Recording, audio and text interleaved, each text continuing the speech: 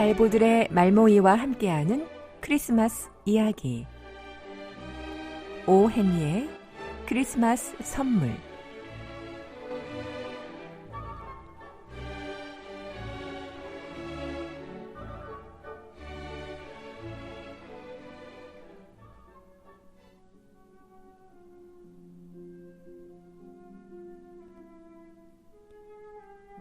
$1.87. 그것이 전부였다. 그나마도 그중 60센트는 모두 1센트짜리 동전이었다. 이 동전은 식료품 가게나 채소 가게, 정육점에서 얼굴이 붉어질 때까지 물건값을 악착같이 깎고 깎다 젊은 여자가 정말 지독하다는 따가운 눈살을 감수하며 한 푼, 두 푼 모아온 돈이었다. 델라는 3번이나 돈을 세고 또 셌다. 여전히 $1.87였다. 그리고 당장 크리스마스가 내일이었다. 낡아빠진 조그만 소파에 주저앉아 펑펑 우는 일 말고는 이 상황에서 달리 할 수 있는 일이 없었다. 그래서 델라는 그렇게 했다. 인생은 흐느낌과 훌쩍거림과 미소로 이루어져 있는데 그중 가장 큰 부분을 차지하는 건 훌쩍거림인 법이다. 이 집 여주인이 첫 번째 단계에서 두 번째 단계로 점차 마음을 진정시키는 동안 잠시 집안을 한번 살펴보자. 가구가 딸린 주당 $8짜리 아파트에 딱히 무일푼 거지 수준이라고까지는 할 수 없는 살림살이이다. 그러나 거지나 노숙인들을 단속하는 경찰관들이 가히 요주의 대상으로 점찍을만 했다. 아래층 현관에는 편지가 들어갈 것 같지 않은 우체통이 덩그러니 달려있고 아무리 눌러도 울리지 않는 고장난 초인종이 있다. 그 옆에는 제임스 딜림햄 영이라는 이름이 적힌 명패가 달려있다. 딜링햄이라는 멋진 이름은 일찍이 이 집 주인의 주급이 $30로 살림이 풍족했던 시절에는 자랑스럽게 바람에 휘날렸다. 그러나 수입이 주당 $20로 줄어든 지금 딜림햄이라는 단어를 구성하고 있는 문자는 모두 희미해 보였다. 마치 이제는 딜링햄에서 한결 평범하고 겸손해 보이는 이니셜 D로 바뀌어야 하는 게 아닌지 심각하게 고려하고 있는 듯 말이다. 그래도 제임스 딜림햄 영 부인은 언제나 제임스 딜림햄 영 씨가 퇴근해 아파트 위층 집에 올라오면 단숨에 달려가 짐이라는 애칭으로 그를 부르며 따뜻한 포옹으로 맞아주었다. 이 집 부인은 이미 앞에서 델라라는 이름으로 소개한 바 있다. 어찌됐든 아직까지는 그래도 좋았다. 델라는 울음을 멈추고 볼에 파우더를 두드려 발랐다. 그리고 창가에 기대에 서서 우중충한 잿빛 마당에 잿빛 담장 위로 잿빛 고양이가 어슬렁거리며 걸어가는 모습을 멍하니 바라보았다. 내일이 당장 크리스마스인데 짐에게 선물을 사줄 수 있는 돈이 고작 $1.87 뿐이었다. 몇 달째 한 푼도 허투루 쓰지 않고 모은 돈이었는데 그 결과가 고작 이것뿐이라니. $20로 일주일을 나는 일은 매우 빠듯했다. 지출은 예상을 한참 웃돌았다. 정말인지 항상 그랬다. 짐에게 선물을 사줄 돈이 고작 $1.87밖에 없다니. 사랑하는 짐에게 어떤 좋은 걸 사줄 수 있을까 행복한 궁리를 하면서 얼마나 오랜 시간을 기다려왔던가. 진귀하고 값진 무언가를, 짐의 소유가 되는 큰 영광을 누릴 만한 가치 있는 무언가를 사주고 싶어서. 집안의 창문과 창문 사이 좁은 벽에는 기다란 거울이 있었다.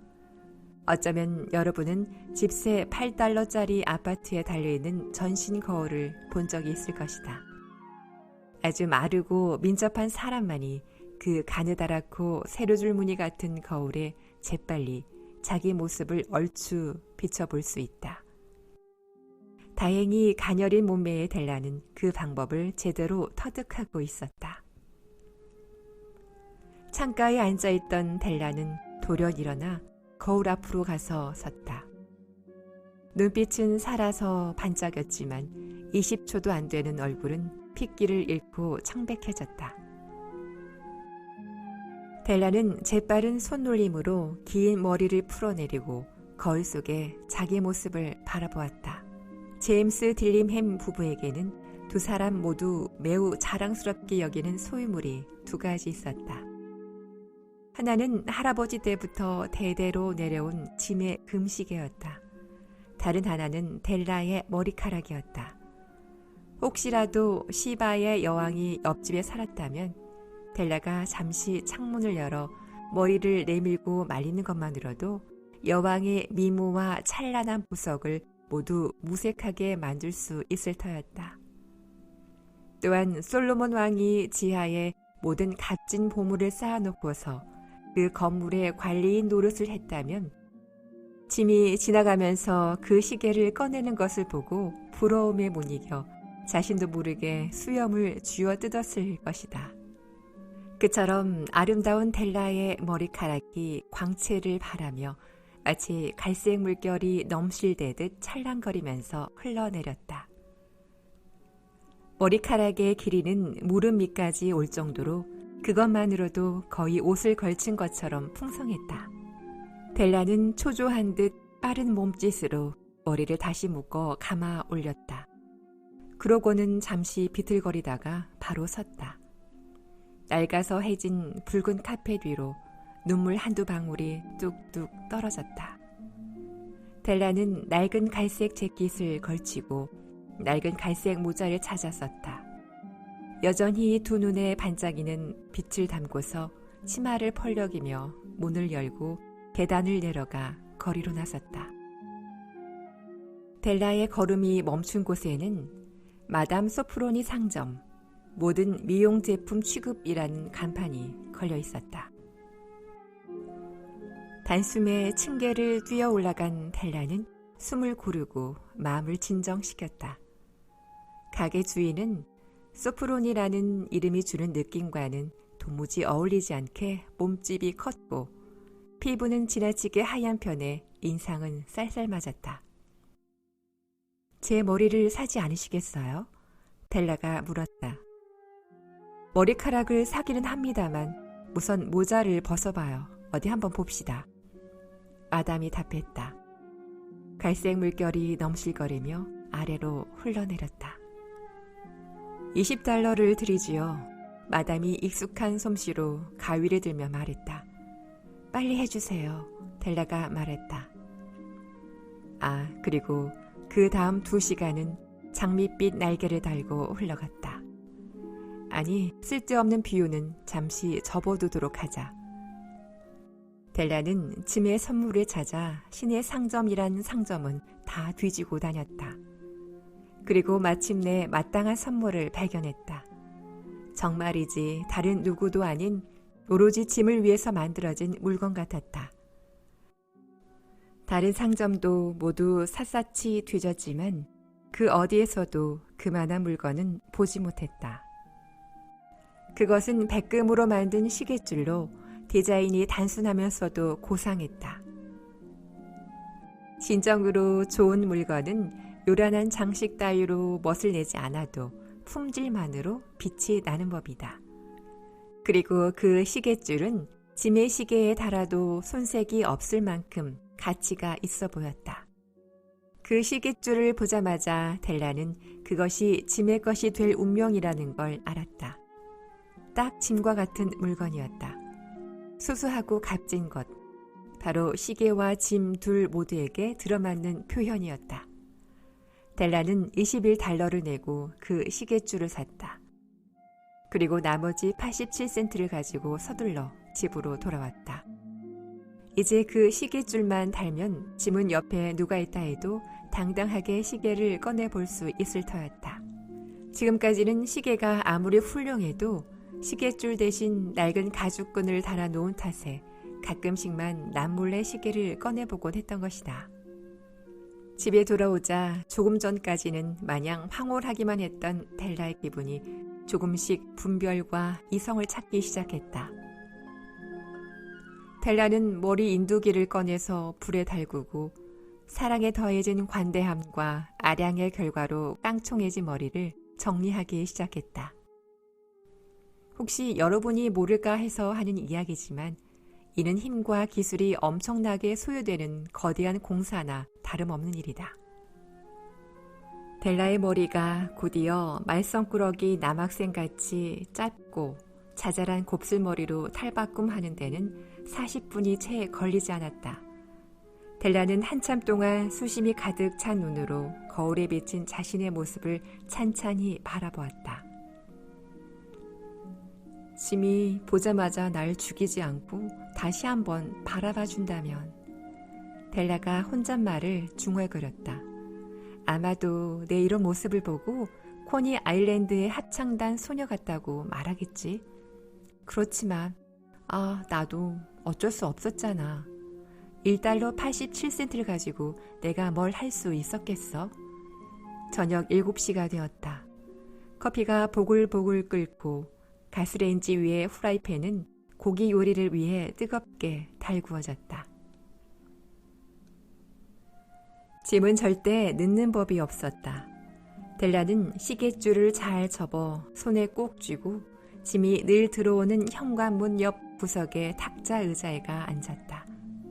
곧이어 밑에서 짐이 계단을 올라오는 소리가 들렸다. 순간 델라의 얼굴이 하얗게 질렸다.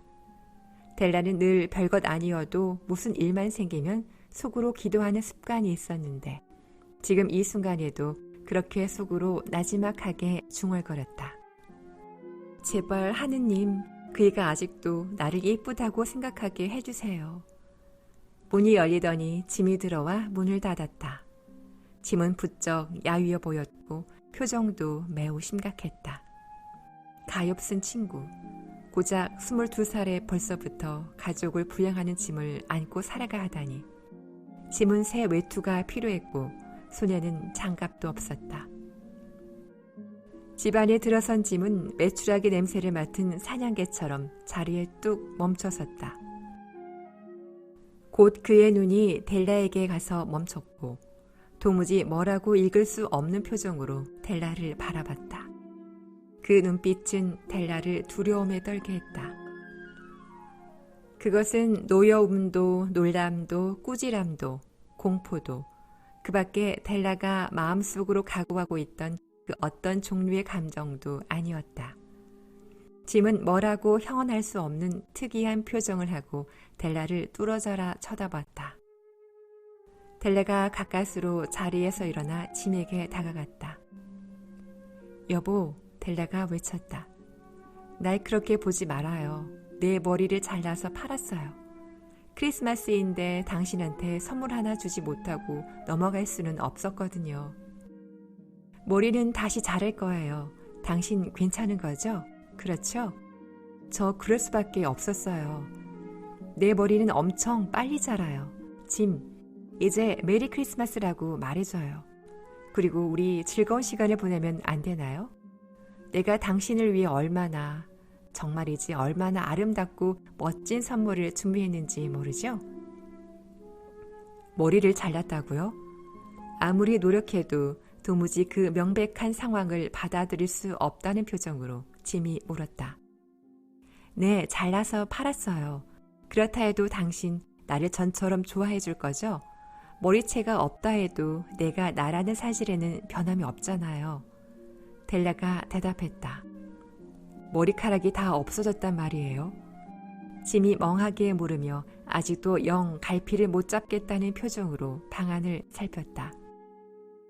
찾으려 애쓸 필요 없어요. 아까 말했듯이 머리카락은 이미 팔았거든요. 팔아서 이제 없어요. 오늘은 크리스마스 이브예요. 상냥하게 대해줘요. 당신을 위해서 그런 거니까요. 비록 내 머리카락은 셀 수 있을지 몰라도요. 갑자기 말을 멈춘 델라가 진지하고 애정어린 목소리로 이어서 말했다. 그러나 당신에 대한 내 사랑은 누구도 셀 수 없을 거예요. 자, 짐, 이제 그만하고 고기 요리를 데워도 될까요? 짐은 갑자기 정신이 버뜩 돌아온 듯 델라를 덥석 끌어안았다. 자, 이제 한 10초 동안만 별로 중요하지는 않지만 다른 각도에서 다른 문제 하나를 신중하게 생각해보자. 주당 8달러와 연간 100만 달러. 이 둘의 차이점이 무엇인지 아는가? 이에 대해 수학자나 현자가 내놓는 대답은 정답이 아닐 것이다. 또한 동방 박사는 아기 예수를 위해 값진 선물을 가지고 왔을지 모르지만 이에 대한 답은 가져오지 않았다. 이 주제에 대해서는 이후에 좀 더 자세히 살펴보기로 하겠다. 짐이 외투 주머니에서 선물꾸러미를 꺼내 탁자 위에 올려놓았다. 오해하지 말아요, 델라. 짐이 입을 열었다. 나는 말이죠. 당신이 머리를 어떻게 자르든 아예 박박 밀어버리든 머리를 감든 안 감든 어떻게 해도 상관없어요. 그 어떤 것도 당신에 대한 내 사랑은 어떻게 하지 못하거든요. 다만 당신이 이 선물을 열어보면 내가 처음에 왜 그렇게 한참을 당황했는지 알게 될 거예요. 델라의 하얀 손이 재빨리 포장을 풀었다. 그러고 나서 곧 황홀함에 도취된 탄성이 터져나왔다. 그런데 이게 웬일인가?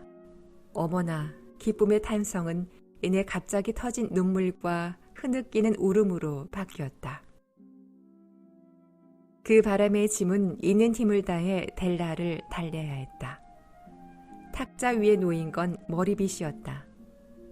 델라가 오래전부터 브로드웨이에 있는 진열장에서 보고는 너무도 갖고 싶어 하던 바로 그 머리빗 세트였다.